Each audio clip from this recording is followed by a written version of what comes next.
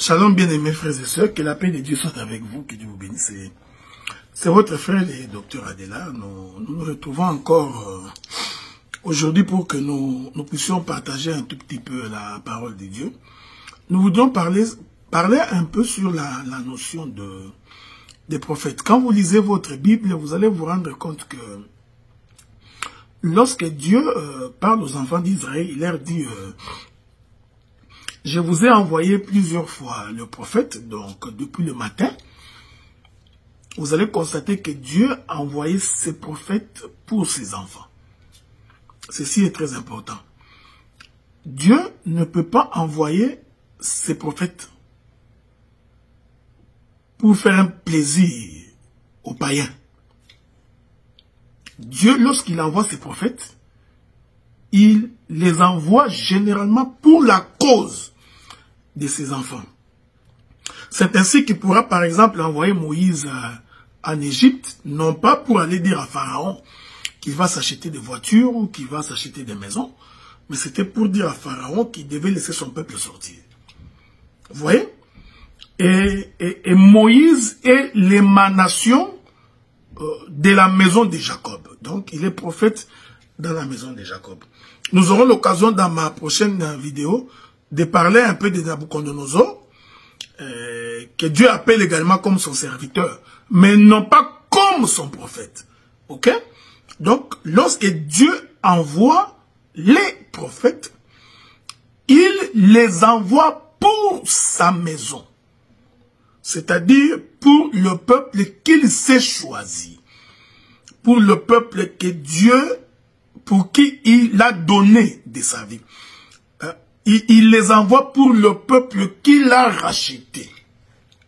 Ceci est très important pour comprendre la notion de prophète, pour ne pas tomber dans la divination, pour ne pas tomber dans ce qu'on appelle les maraboutages ou les fétichismes.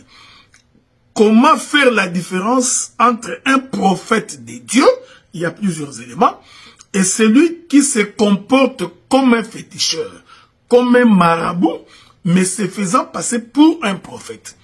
Il est donc important que le peuple retienne que lorsque l'Éternel Dieu voudrait envoyer un prophète, il l'envoie pour son peuple. Et généralement, c'est pour les biens de son peuple. Ok? Remarquez, même lorsque la Bible nous recommande de prier pour nos autorités gouvernementales, le frère Paul précise, il dit parce que votre paix, votre manière de vivre, votre quiétude dépend de la paix qu'il y a dans les pays. En fait, Dieu, son souci n'est pas les gouvernants. Non. Son souci, ce n'est pas les conseils législatifs, exécutifs, judiciaires, donc selon la loi de Voltaire. Non. Le souci de Dieu, c'est le peuple qui habite dans la contrée. Pour que son peuple soit en paix, c'est comme ça qu'il nous demande de prier pour que la paix soit là où nous sommes en train de vivre. Donc, il est important, parce que je vais revenir dans beaucoup d'éléments, que quand on est enfant de Dieu, que l'on sache que lorsque Dieu envoie un prophète, il l'envoie d'abord pour son peuple. C'est pourquoi vous remarquerez que tout le temps que les enfants d'Israël étaient en Égypte, après que la génération de Joseph et les autres ait été passée, tout le temps que Israël est resté en Égypte, il n'y a eu aucune prophétie. Dieu ne s'est pas présenté devant les enfants d'Israël jusqu'à ce qu'ils sont sortis de l'Égypte. Vous voyez? Jusqu'à ce que Dieu les ait rachetés. Jusqu'à ce que Dieu les ait affranchis de l'esclavagisme pharaonique.